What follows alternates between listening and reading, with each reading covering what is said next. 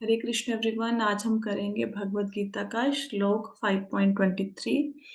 तो ये श्लोक है, शक्नोति हैव यै सोढुम् प्राकशरीर विमोक्षणात् काम काम क्रोध भवं वेगम स युक्तः स सुखी नरः। भगवान कहते हैं, भावार्थ, यदि इस शरीर को त्यागने के पूर्व कोई मनुष्य इंद्रियों के वेगों को सहन करने तथा इच्छा एवं क्रोध के वेग को रोकने में समर्थ होता है तो वह इस संसार में सुखी रह सकता है। तो हम देखेंगे, शायद आपको ये लगेगा कि मतलब हम काफी दिनों से 5th चैप्टर पढ़ रहे हैं, तो आपको ऐसा हो सकता है, ऐसा लगे कि उसी बात को घुमा फिरा के वही बात बोली जा रही है, वही बात बोली जा रही है हर श्लोक में, है ना। तो भगवान यहाँ पे संसार में, अब कोई बोलता है ना संसार में तो कैसे सुखी रहे, संसार तो दुखों का घर है। हाँ, संसार दुखों का घर है, इसमें कोई शक नहीं है कि संसार दुखों का घर है। लेकिन आप सोचो कि भगवान हमारे पिता हैं। तो जब भगवान हमारे पिता हैं, तो कोई पिता चाहता है कि मेरे बेटे को मैं ऐसे संसार में भेज दूं जो दुखों का घर हो?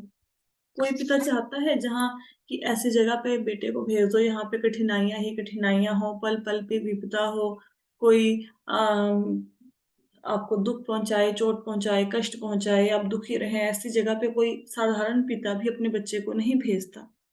तो भगवान फिर हमें ऐसे दुखालय में, ऐसे संसार में कैसे भेज सकते हैं? उन्होंने ऐसे हमें कैसे छोड़ दिया दुखों के सागर में? तो इसमें भगवान देखो तरीका बता रहे हैं। संसार दुखों का घर है, लेकिन इस दुखों के घर में भी आप सुखी रह सकते हैं। हम्म? जैसे मैं एग्जांपल देती होती हूँ कि बारिश हो रही है, तो जिसके पास छाता है उसको टेंशन नहीं है, जिसके पास छाता नहीं है वही भीगेगा। तो भगवान सुखी होने का तरीका बता रहे हैं कि संसार में सुखी कैसे रहा जा सकता है। संसार दुखों का घर है, उसमें कैसे हम अपने आप को खुश रखें। कहते शरीर को त्यागने से पूर्व इंद्रियों के वेगों को। अब इंद्रियां जो होती हैं वो इंसान को खींच के ऐसी जगह पे लगा देंगे जहां पे आप कुछ हम्म, करना चाहते नहीं है, लेकिन जबरदस्ती वो करना पड़ जाएगा। इसमें कुछ तो पूर्व जन्म के कर्मों का होता है कि पहले के जन्म के कर्म ही ऐसे हैं कि पर आप ऐसा देखते हो कि मैं तो ये काम करना ही नहीं चाहता था, मैं तो यहाँ पे आना ही नहीं चाहता था, मैं यहाँ पे कैसे आ गया हूँ, मैंने ये कार्य कैसे कर दिया। तो पूर्व जन्म के कर्मों का भी फल होता है। लेकिन अगर हम देखो, अब मन में बहुत ज्यादा इच्छा हो, कोई बंदा ड्रिंक करता हो, बहुत ज्यादा इच्छा हो मन में ड्रिंक करने की, करनी है, मुझे तो रोज पीने की आदत है। अब उसने अगर अपने इंद्रियों के वेग को सहन कर लिया, अगर अपनी उस इच्छा को दबा लिया, तो वो सुखी है। तो सब कुछ कहाँ से शुरू होता है? इच्छाओं से शुरू होता है। अगर हम इच्छाओं को थोड़ा सा दमन करने की, या उसको भगवान में के चरणों में लगाने की और मोड़ ले, तो हमारा जीवन सुखी रह सकता है। इंद्रियों को वेगों को सहन करना, इच्छा और क्रोध को थोड़ा कंट्रोल में रखना। और बहुत बार हमने ये भी देखा होगा कि जब गुस्सा आता है, हम सपोज किसी को बुरा भला बोल भी दें, बहुत कुछ बोल भी दिया किसी के, लेकिन जब गुस्सा शांत होता है, मन में खुद में ही ग्लानि होती है कि क्यों इतना कुछ बोल दिया उसे, जरूरत क्या थी इतना बोलने की, होता है ना। तो ये जब क्रोध का वेग आ रहा है, उसको कंट्रोल करो, इच्छाओं को कंट्रोल करो। जब क्रोध और इच्छा कंट्रोल हो जाएंगे, तो हम सुखी हो जाएंगे। हम दुखी क्यों हैं? क्योंकि हमारी इच्छाएं हैं। किसी के पास धन नहीं है, उसको धन प्राप्त करने की इच्छा है, धन नहीं मिलता वो दुखी हो जाता है। सम्मान प्राप्त करने की इच्छा है, तो सम्मान नहीं मिलता तो दुखी हो जाते हैं। तो अगर किसी इच्छा की पूर्ति नहीं होती तब हम दुखी होते हैं, अदरवाइज थोड़ा ना दुखी होते हैं। जैसे बच्चे हैं, हमारा छोटी सी एग्जांपल है, बच्चा है, हम चाहते हैं बच्चा हमारा कहना माने। आपको नींद आ रही है, अब बच्चा परेशान कर रहा है, सोने नहीं दे रहा, तो हमारी इच्छा है कि बच्चा सो जाए और हमें भी सोने दे। अब ये इच्छा की पूर्ति नहीं हुई तो गुस्सा आ गया। छोटी छोटी पूरा दिन होता क्या है? इच्छा ही है। इच्छा क्रोध दो चीजों में उलझे रहते हैं, इच्छा की पूर्ति नहीं हुई तो क्रोध आ गया। तो अगर इन दोनों को आप रोक लोगे, तो संसार में सुखी रहोगे। तात्पर्य पढ़ते हैं श्रील प्रभुपाद के द्वारा। तात्पर्य श्रील प्रभुपाद के द्वारा, श्रील प्रभुपाद की जय। यदि कोई आत्म साक्षात्कार के पथ पर अग्रसर होना चाहता है, तो उसे भौतिक इंद्रियों के वेग को रोकने का प्रयत्न करना चाहिए। ये वेग है वाणी वेग, क्रोध वेग, मनोवेग उदर वेग, उपस्थ वेग, जिह्वा वेग।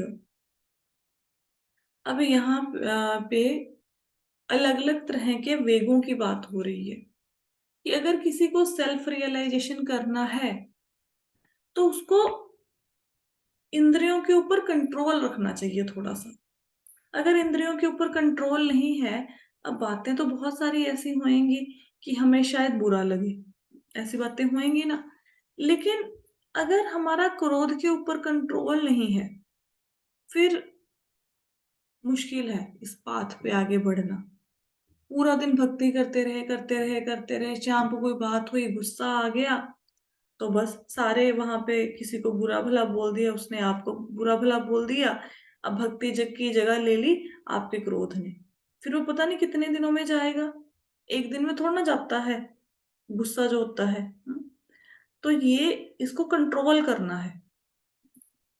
कुछ भी बोल देना मुख से किसी के प्रति, जो शब्द आए वो बोल देना। कुछ ऐसी बात बोल देना कि दूसरे को बुरा लग जाए, कंट्रोल करना है। मन अलग-अलग जगह पे जाएगा। मन की तो खासियत ही है, मन तो इधर-उधर घूमेगा। मन तो कह रहा है कि भई नेटफ्लिक्स खोलो, मूवी देख लो। हुँ? तो ये आपको देखना है कि मैं क्या इस वेग को जो अंदर ये तूफ़ान उठ रहा है, हुँ? क्या इसको रोक सकता हूँ? तो अगर रोक सकते हैं तो भक्ति में प्रोग्रेस करेंगे, नहीं रोक सकते तो एक के बाद दूसरा, दूसरे के बाद तीसरा इच्छा या विकार उत्पन्न होता जाएगा। भूख लगी है, कुछ ना कुछ खाने को चाहिए, तो क्या रोक सकते हैं उस इच्छा को, उस अभिलाषा को? हाँ, सामने पड़ा है, खाना पड़ा है लेकिन भगवान को भोग नहीं लगाया हुआ। इस प्रकार इन चीज़ों को रोकना, अपने अंदर आ रही जो चीज़ें हैं, ये वेग आ रहे हैं, एकदम से मन करता है कि इस काम को कर दो बस, कर दो। जैसे सामने रसगुल्ला आया, खा लो फटाफट। तो ये जो वेग है इनको रोकना, सामने अपॉर्च्युनिटी है कोई गलत काम करने की, हाँ? गॉसिप करने की अपॉर्च्युनिटी है, किसी के पास बैठ गए, वो बंदे को गॉसिप करने में मज़ा आ रहा है, अब आप उसके पास बैठ गए, आपने भी 4 घंटे वेस्ट कर दिए क्योंकि हमारी मन करता है कि हम गॉसिप करें। इन वेगों को रोको। जो व्यक्ति इन विभिन्न इंद्रियों के वेगों तथा मन को वश करने में समर्थ है, वो गोस्वामी या स्वामी कहलाता है। अब कई बार हम संतों के लिए गोस्वामी वर्ड यूज़ करते हैं, जैसे गोस्वामी तुलसीदास ऐसे बोलते हैं ना, तो गोस्वामी कौन होता है? जिसने अपनी इंद्रियों को कंट्रोल में कर रखा है, that person is called Goswami. उसके नाम के आगे गोस्वामी लगाते हैं। श्री रूप गोस्वामी, है ना? ऐसे लगाते हैं ना? तो ये जिन्होंने इंद्रियों को के वेग को कंट्रोल कर लिया है। ऐसे गोस्वामी नितांत संयमित जीवन बिताते हैं और इंद्रियों के वेगों का तिरस्कार करते हैं। तो वो अकेले रहते हैं, ऐसे जो गोस्वामी होते हैं। और जो इंद्रियों के अंदर प्रबल वेग आ रहा है, मन करता है किसी से बातें करते रहे, मन करता है इधर-उधर की बातें सुनते रहे, मन करता है भगवान की भक्ति ना करके किसी और जगह पे मन लगाएँ, मन करता है ज़्यादा सो जाएँ। तो इन चीज़ों को कंट्रोल करना। भौतिक इच्छाएँ पूर्ण न होने पर क्रोध उत्पन्न होता है, इस प्रकार मन, नेत्र, वक्षस्थल उत्तेजित होते हैं। अब देखेंगे जब आपकी इच्छा पूरी नहीं हुई, अच्छा इच्छा पूरी होगी तो क्या बढ़ेगा? क्रोध। इच्छा पूरी होगी तो क्या बढ़ेगा? लोभ। ना पूरी हुई तो क्या बढ़ेगा? क्रोध। तो इच्छा एक ऐसी चीज़ है जिसकी पूर्ति भी हानिकारक है और पूर्ति ना होना भी हानिकारक है। बढ़ गई इच्छा तो लोभ बन जाएगा, नहीं पूरी हुई तो क्रोध बन जाएगा और दोनों ही भक्ति के मार्ग में रुकावट है। और जब आपको गुस्सा आता है, आपने देखा होगा आपका मन विचलित हो जाता है, आपकी आँखें लाल हो जाती हैं, छाती में आप हाथ लगा के देखेंगे ऐसे फटाफट से धक, धक, धक, धक वो साँस फूलनी शुरू हो जाती है। अतः इस शरीर का परित्याग करने से पूर्व मनुष्य को इन्हें वश में करने का अभ्यास करना चाहिए। तो शरीर को त्यागने से पहले कोशिश करनी चाहिए कि हम इन चीज़ों को कंट्रोल कर सकें। इनको कंट्रोल करने की कोशिश करनी चाहिए। मरने के बाद फिर क्या कंट्रोल करोगे? मरने से पहले कर सकते हो ना? तो मृत्यु से पूर्व कोशिश करो कि एटलीस्ट 2 चीज़ों को पकड़ो, इच्छा और क्रोध। तो जैसे हमने पिछले श्लोक में बताया था, मैंने आपको एक श्लोक का तात्पर्य पढ़ा था, उसमें लिखा हुआ था कि अगर वैकुंठ जाना है तो क्या चीजें चाहिए? घृणा मत करो, एक अटैचमेंट मत रखो, नफरत नहीं करनी और किसी चीज से अटैच नहीं होना। उसी प्रकार की बात यहाँ पे बोली गई है। तो घृणा नहीं करना मतलब क्रोध नहीं आना, घृणा होती है तो क्रोध भी आता है ना, तो क्रोध नहीं आना चाहिए, घृणा नहीं होनी चाहिए। और इच्छा मतलब मन में अलग अलग तरह की इच्छाएं हुई तो अटैचमेंट हो जाएगी ना, उससे भी परे होना है। कोशिश करो, कोशिश करो। अच्छा, जब आप कोशिश करेंगे कि मैं क्रोध को कंट्रोल में कर लूं, तो ऐसी ऐसी सिचुएशन आपके सामने आ जाएंगी कि आपको बरबस क्रोध करना पड़ेगा, क्योंकि माया भी तो आपकी परीक्षा लेगी। अगर किसी ने बोला कि मेरे अंदर बहुत ज्यादा त्याग की भावना है, भगवान ना मतलब इमीडिएटली जिस भी बात के लिए आपको अहंकार आ गया, भगवान उसी क्षण उस अहंकार को भस्म करने के लिए, नष्ट करने के लिए कोई ना कोई युक्ति लगा देंगे, कोई ना कोई सिचुएशन ऐसी क्रिएट कर लेंगे आपकी लाइफ में कि आप सोचो कि मैं मेरे साथ ये क्या हो गया? अभी तो मैं ये सोच रहा था कि मैं तो बहुत ज्यादा, जैसे कई बार ऐसा लगता है ना कि मैं बहुत कंट्रोल्ड हूँ, मुझे तो गुस्सा आ ही नहीं सकता, सडनली ऐसी सिचुएशन आ जाएगी कि आपको गुस्सा करना पड़ेगा। मन में सोच लो कि नहीं, अब ये मैंने एक रूटीन बना लिया, इसको रूटीन को सेट करता हूँ, फिर आ जाए देखो मेरी कितनी अच्छी रूटीन है, मैं कितने अच्छे से भक्ति कर पा रहा हूँ, सडनली ऐसी चीज आ जाएगी कि वो रूटीन आपकी ब्रेक हो जाएगी। एक बार नारद जी के साथ क्या हुआ, नारद जी तपस्या कर रहे थे, तो नारद जी भक्ति कर रहे थे, तो उनके सामने स्वर्गलोक की अप्सराएं आई। स्वर्गलोक की अप्सराएं ने क्या क्या नाना प्रकार के यत्न किए कि उनकी भक्ति को वो तोड़ दें, उनकी तपस्या को भंग कर दें, लेकिन वो भंग नहीं कर पाई। और नारद मुनि की वैसे ही लगी रही समाधि, वो भक्ति करते रहे। अब जब नारद मुनि की समाधि खुली तो उन्होंने देखा कि मैं कितना बड़ा वैरागी हूँ, स्वर्ग से इतनी अप्सराएं आई, लेकिन मेरे ऊपर तो किसी का कोई इम्पैक्ट नहीं हुआ, मैं तो बहुत बड़ा वैरागी हूँ। तो मन में क्या आ गया? अहंकार आ गया। अहंकार आ गया तो मैंने बताया कि जैसे ही आपके मन में कोई दुर्भाव आएगा, कोई बुरा भाव आएगा, भगवान उसी समय पे व्यवस्था कर देते हैं कि इसके इस भाव को कैसे रोका जाए, इसके मन में गलत ये आई है बात, इसको कैसे रोका जाए।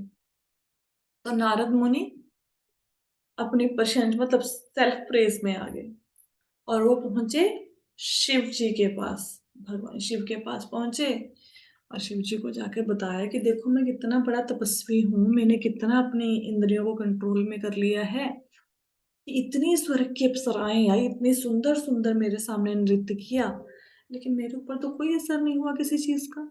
मैंने कितना जिंदगी में अपने आप को कंट्रोल कर रखा है। तो भोलेनाथ कहते हैं अच्छा नारद मुनि, ये तो बहुत अच्छी बात है, आपका इंद्रियों के ऊपर कंट्रोल है। तो शिव जी ये कहते हैं नारद मुनि को कि ये बात किसी और को मत बताना। अब नारद मुनि को जैसे किसी को बोल दे कि ये बात किसी को नहीं बोलनी, तो हलचल होनी शुरू हो जाती है ना, कि भाई ये बोला है कि ये बात किसी को बोलनी नहीं है, तो ये पक्का किसी को बता के आते हैं। तो नारद मुनि शिवलोक से निकले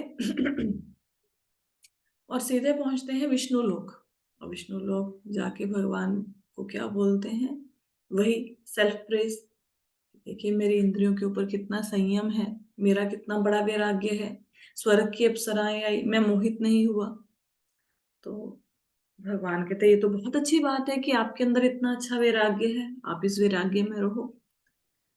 चलो उसके बाद वहां से वापिस आए, भगवान ने देखा कि भाई नारद मुनि को अहंकार हो गया, और नारद मुनि तो भगवान के बहुत बड़े भक्त हैं, है ना, तो भगवान तो भक्तों की रक्षा करने इमीडिएटली आ जाते हैं।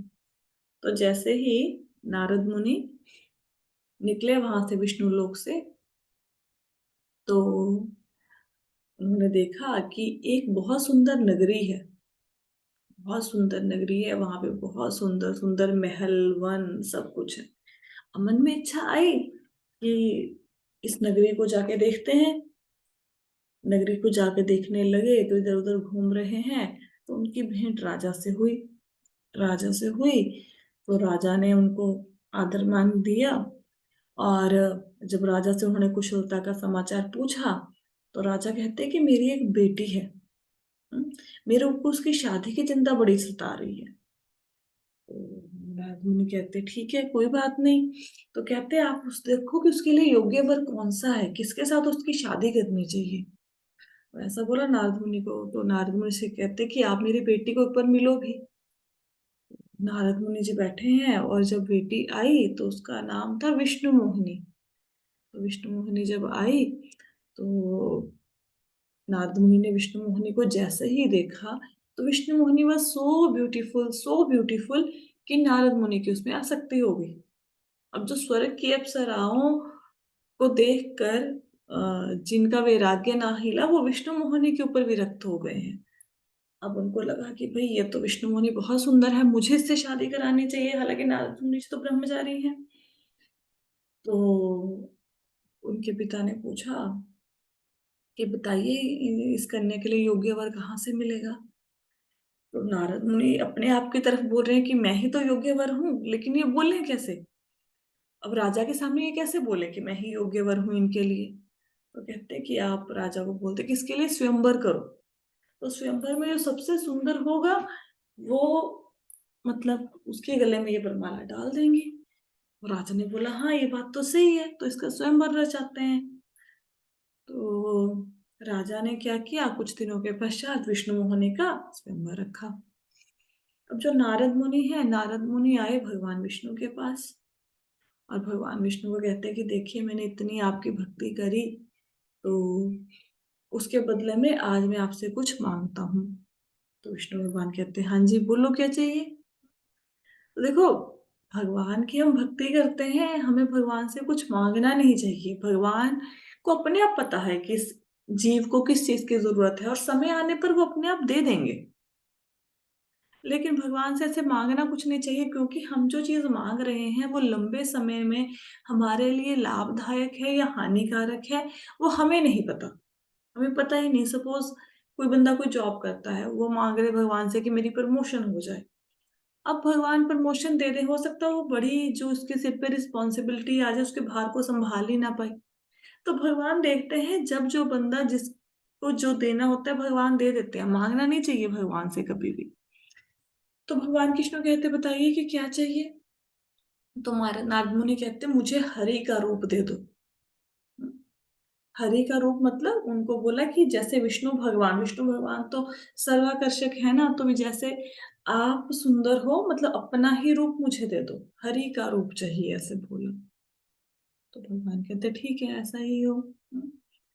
तो संस्कृत में एक हरि का अर्थ होता है बंदर, मंकी।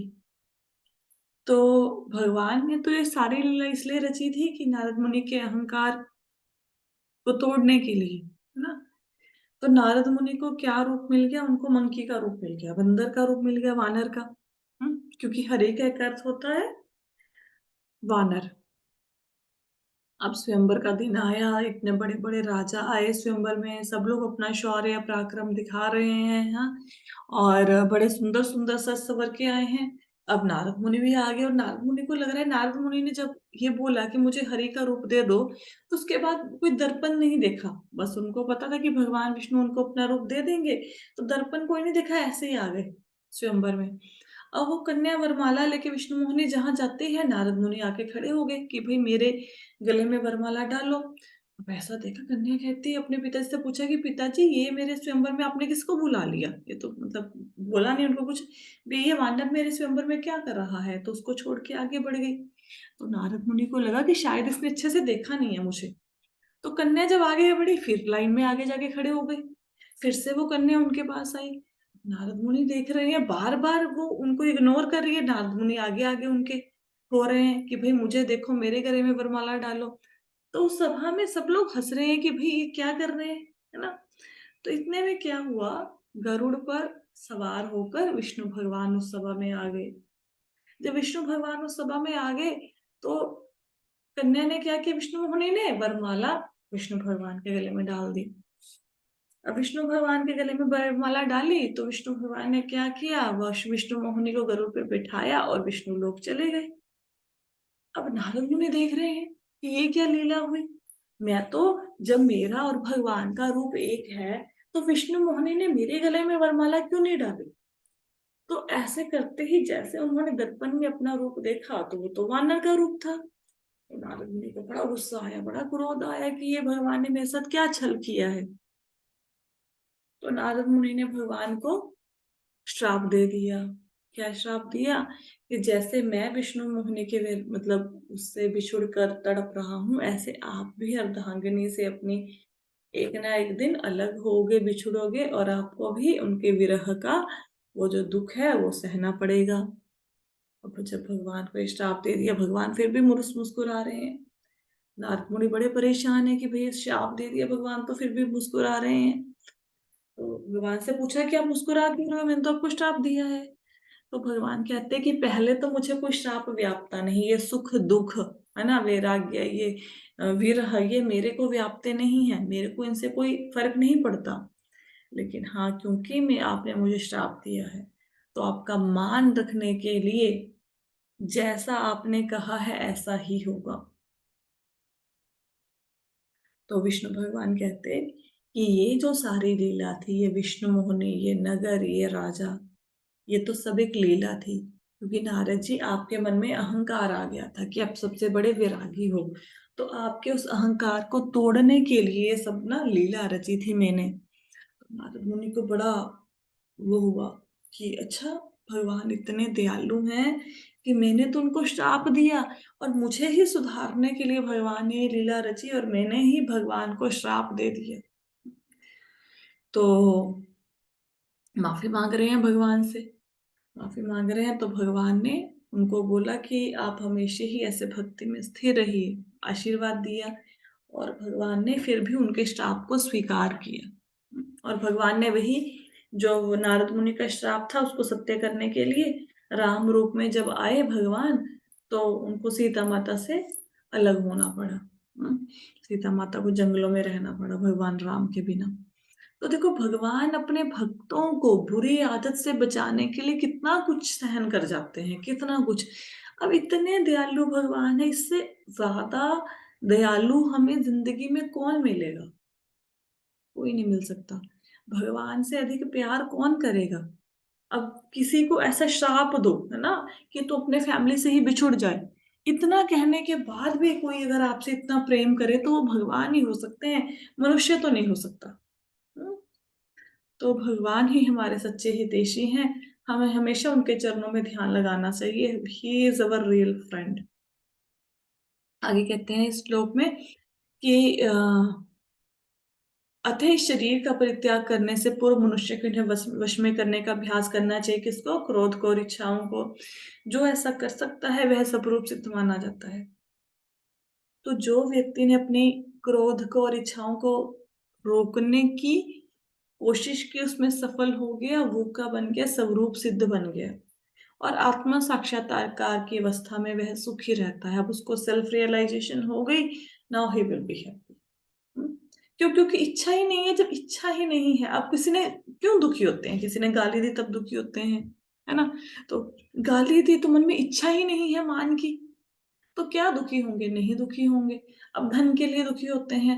अब इच्छा ही नहीं है मन में धन कमाने की, अब क्या धन है नहीं है तो काहे का दुख? हाँ। और एक चीज है कि जितना आप जिस चीज के लिए भागोगे वो चीज आपसे दूर होती जाएगी। अगर आप किसी चीज को छोड़ दो वो चीज आपके पास आनी शुरू हो जाती है। बहुत ज्यादा किसी के पीछे भागो ना, तो वो चीज मिलती नहीं है। छोड़ दो, अपने आप आ जाएगी। जो मिलना है लाइफ में मिल ही जाएगा।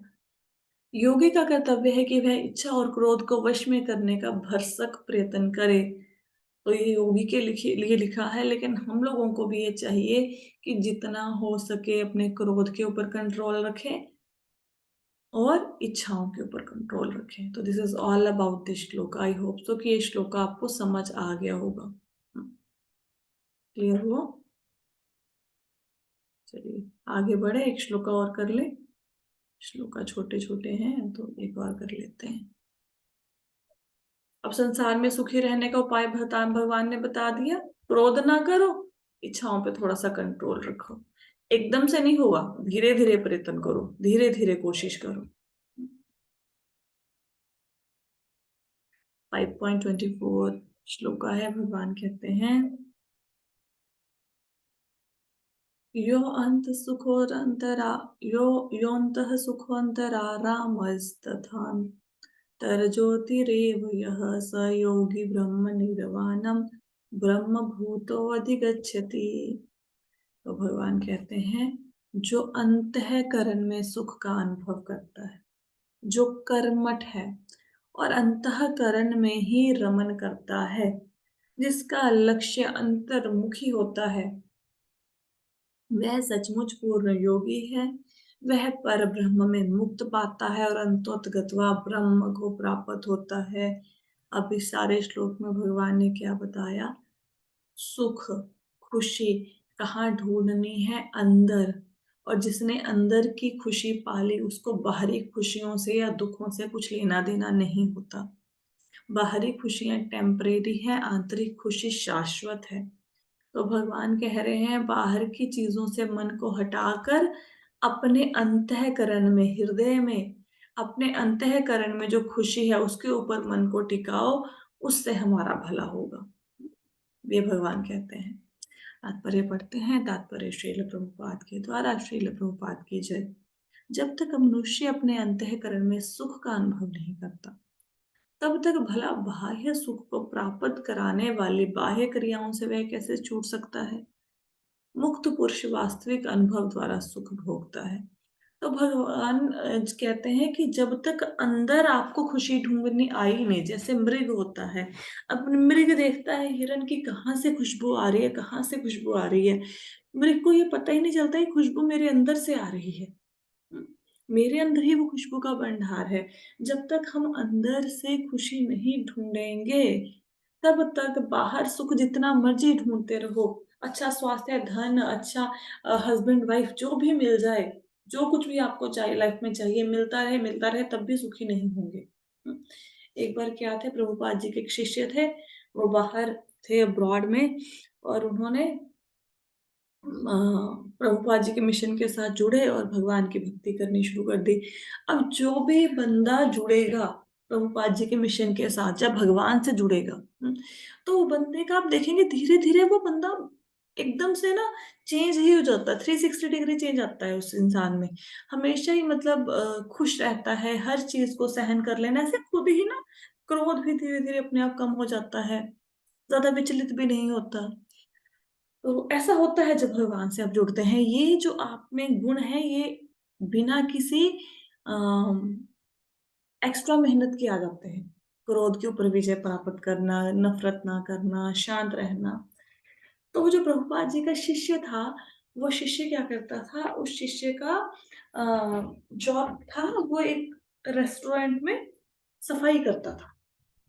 प्रभुपाद जी के मिशन से जुड़ा, तो प्रभुपाद जी के मिशन में तो जो लोग हैं वो पूरा दिन हरे कृष्णा की चैंटिंग करते रहते हैं, भगवान का नाम लेते रहते हैं। अब ये जो व्यक्ति जुड़ा, अब वो अपना कार्य कर रहा है, भगवान की भक्ति कर रहा है, भागवतम भगवत गीता पढ़ रहा है और भगवान के नामों की चैंटिंग भी कर रहा है। तो एक बार ऐसे ही अपने रेस्टोरेंट में झाड़ू लगा रहा था, वहां पे एक व्यक्ति आया जो कि बहुत अमीर था, बहुत ज्यादा। बहुत बड़ी गाड़ी में आया, बहुत अच्छे उसने कपड़े पहने हुए हैं, और वो आके रेस्टोरेंट में खाना खाने लगा। अब उसने देखा कि ये झाड़ू मारने वाला ये बड़ा खुश है। ये देख के उसके मन में बड़ा ऐसे उसको गुस्सा चढ़ा। गुस्सा क्यों चढ़ा? उसने बोला उसको बुला के कि मुझे तुम्हारे ऊपर गुस्सा आ रहा है। क्यों गुस्सा आ रहा है? कहता मेरे पास सब कुछ है, मेरे पास इतनी बड़ी गाड़ी है, मेरे पास इतनी सुंदर घड़ी है, इतने सुंदर कपड़े हैं, मेरे पास दुनिया का सब ऐशो आराम है, लेकिन मैं खुश नहीं हूँ इतना कुछ होते हुए भी। तुम्हारे पास तो कुछ है ही नहीं, तो तुम्हारी तो सैलरी भी थोड़ी सी है, तुम कैसे खुश हो? तुम्हारे पास हालांकि कुछ भी नहीं है। तो फिर उन्होंने बताया कि मैं भगवान की भक्ति के कारण खुश हूँ, है ना? जो भगवान का मैं दिन रात जपता हूँ, मैं उसके कारण खुश हूँ।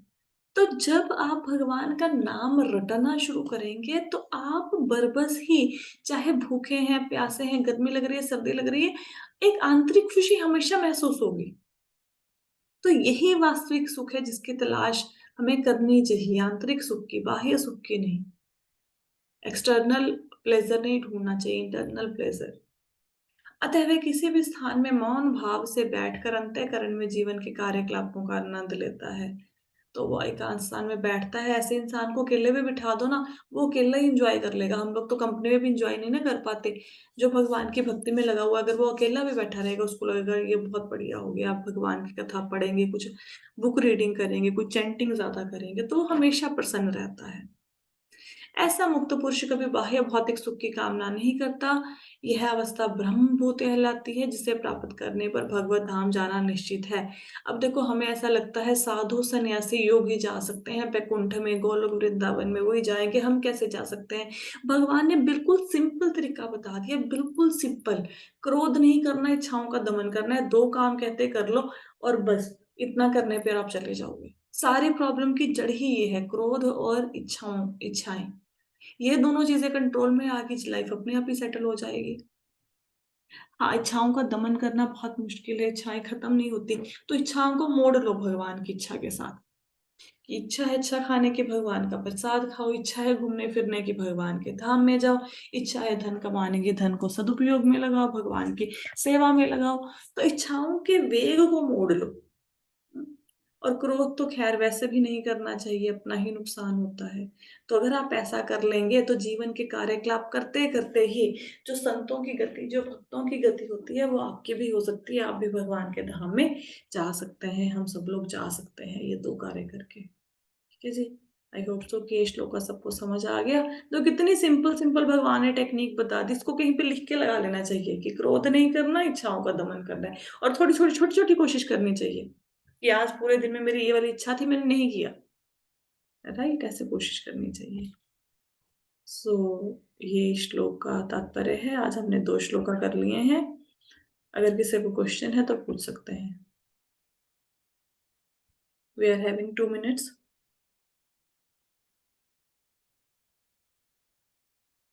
Any question, any doubt? No question, no doubt. Right. तो कहीं पे लिख के डायरी में 2-3 चीजें लगानी है। क्रोध नहीं करना, इच्छाओं पर कंट्रोल करना है, किसी से घृणा नहीं करनी, अटैचमेंट नहीं होनी चाहिए। यही कहीं पे लिख के लगा लो और डेली पढ़ा करो, मनन किया करो, है ना? हो सकता है भगवान की दया हो जाए और हम कुछ भगवान की भक्ति में मन लगा पाए, रादर देन सांसारिक चीजों में मन लगाएं। तो इसके साथ ही हमारा आज का सेशन यहाँ पे ओवर होता है। Thank you so much for joining the session. Hare Krishna. Hare Krishna.